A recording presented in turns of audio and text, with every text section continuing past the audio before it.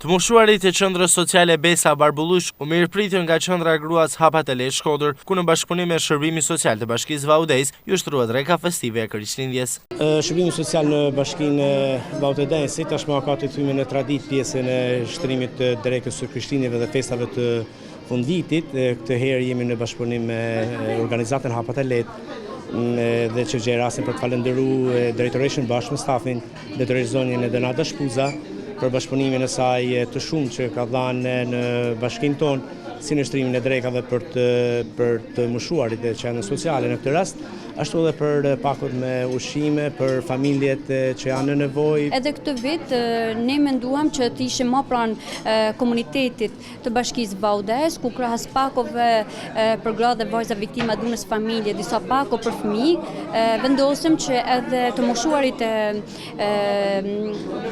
në shtëpisë Besa të sillnim për të konsumuar një drekë të fund vitit në ambientet e artit të zonave.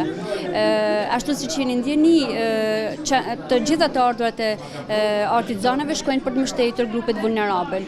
Thjesht për të i ofruar atyre një atmosferë ndryshe nga ambientet ku ato jetojnë. Përgjegjësia e qendrës sociale të Besa Griselda Vukaj falenderoi organizatorët dhe kontribuesit e këtij aktiviteti dhe theksoi se Bashkia Vaudez tregon një vëmendje të veçantë për këtë shtresë. Ne falenderojmë shumë për aktivitetin e sotëm.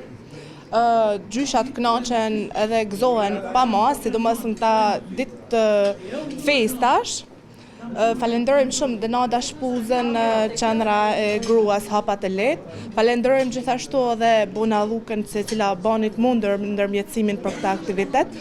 Por nuk mund të lë pa përmendur Bashkinë Vaudez, e cila është çdo ditë me këtë të moshuar, ku ofron përveç punojësve në qendër, ku ofron dhe ndihmën e parë aty me shërbimin që ajo ofron. Drejtuesit e Shërbimit Social të Bashkisë Vaudez bën të ditur se edhe për këtë vitin e ardhshëm kanë përgatitur një program për kujdesje, ku prioritet do jetë kujdesi ndaj të moshuarve dhe familjeve në nevojë.